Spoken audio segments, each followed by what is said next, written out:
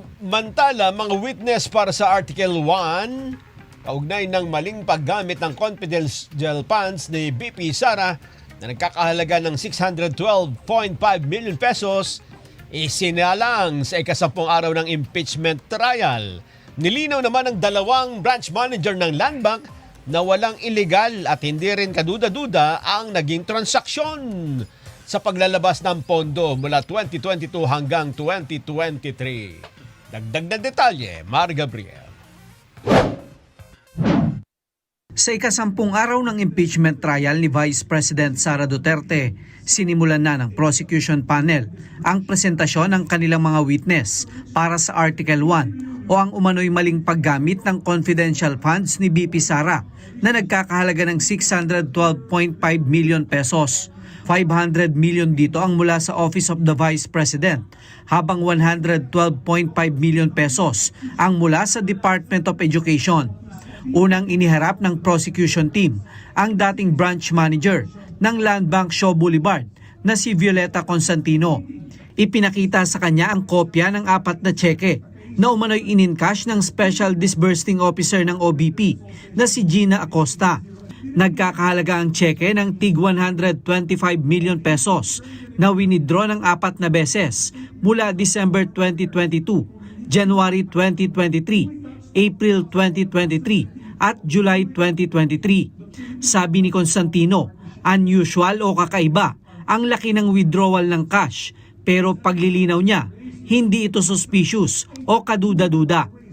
Okay, klaklaruin ko kanina po sabi nyo personally, meron kayong pagdududa, pero officially, hindi po kayo nag-report na suspicious transaction po ito. Wala po akong sinabing may pagdududa. Sabi nyo personal Unusual lang. po ang nasabi ko po. Okay. Kasi para sa amin naman po ay talagang hindi naman po siya suspicious. Nilinaw din ni Constantino na lihitimo ang mga naging transaksyon ng OBP na dumaan sa tamang proseso, kasama na ang pagtawag ng cash department ng OBP bago ang bawat withdrawal. So hindi lang yung laki nung halaga na 125 million ang unusual din na yung ganyang unusual amount ay sa cash kinuha at hindi sa mga cheque. Opo. Okay. And yung 125 million, yun ba yung minimum na pag kinuha in cash, sasabihin nyo unusual? Or meron bang lowest amount na kapag kinuha in cash, sasabihin nyo na rin unusual? Pwede naman po naming sabihin na unusual. Let's say kung over, let's say 500,000 na po siya. Over 500,000? Kasi yun, Kung over 500,000 kinuha in cash, sasabihin nyo unusual. for that particular, let's say po yung kliyente, yung mga Yes. ganun. No, Kasi, kung 4 na sunod-sunod na yung binanggit po ninyo, 125 million, sunod-sunod, nagiging usual na po ba siya o unusual pa rin? pwede naman po. Kung sunod-sunod naman po, magiging na po siya. Talagang usual transaction na po yun. Hindi ito suspicious Para sa ko po, hindi po siya suspicious. at lahat po ay legitimate. Yes, sir. Tumanggi na ang defense team na isalang sa cross-examination si Constantino. Sunod na iniharap ng prosecution sa witness stand ang dati namang branch manager ng Land Bank DepEd na si Ninita Camposano. Tumistigo naman siya sa withdrawal ng 3 tseke ng DepEd na nagkakahalaga ng tig 37.5 million pesos noong February, April at July 2023 na pawang mga nakapangalan kay Edward Fajarda. Gaya ng unang witness, itinuturing din ni Camposano na kakaiba ang mga transaksyon pero hindi raw ito iligal at kaduda-duda. Ang sinasabi niyo po bang unusual lamang ay yung DepEd ang nag-withdraw ng cash na ganitong kalaki.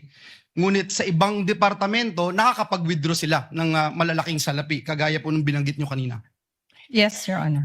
At tingin nyo po walang pagkakamali kayong ginawa, lahat po ay legitimate, lahat po ay proper. Yes, sir. Tama po bang translation ito? Unusual sa Tagalog, kakaiba. Yes, Your Honor. Suspicious, tama po ba, kaduda-duda? Yes, Your Honor. Sang-ayon sa AMLAC, yung kaduda-duda dapat i-report, pero yung kakaiba, hindi kailangan i-report. Yes, Your Honor. Ang suspicious transaction po ay kailangan nating i-report as STR sa AMLC. And yung unusual, kung unusual lang naman siya, but wala naman pong suspicious dun sa transaction, hindi po siya kailangang i-report. Nilinaw din ni Camposano na base sa kanyang experience bilang bank manager, hindi lang ang OBP at ang DepEd ang may malalaking transaksyon ng malalaking halaga ng pera. Ms. Camposano, nasabi nyo kanina unusual. Pero may nasabi rin kayo kanina in your past experience na may government organization na naglabas ng pera ganang kalaki rin. Bakit unusual po sa DepEd pero hindi unusual dun sa government organization na yun? Usually kasi pa yung mga ibang agencies po, normal na from na naglalabas sila ng ganoon. Ito pong kasing sa DepEd, kaya ko po nasabing unusual is ito lang pong tatlong to ang nangyari. So in other words, doon sa ibang government agencies, madalas sila ganito kalaking amount ang lumalabas. Regular yun. Apa. Kung sa Malacanang ka naka-assign and parating may intelligence funds ang Malacanang, and whether, I don't know how much they usually withdraw, whether it's 25, 50, 100. So if they always do it, then it's usual, right?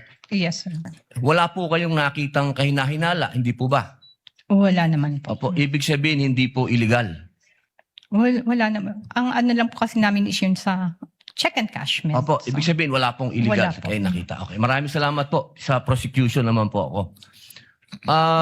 Ginoong prosecutor, pangkaraniwan po ba ang confidential fund?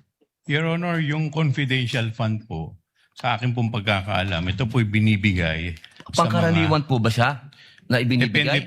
Depende po sa mga government agency at saka So head hindi ng po siya agency. pangkaraniwan kasi depende. Tama po. Salamat po. Mar Gabriel para sa 100% balita.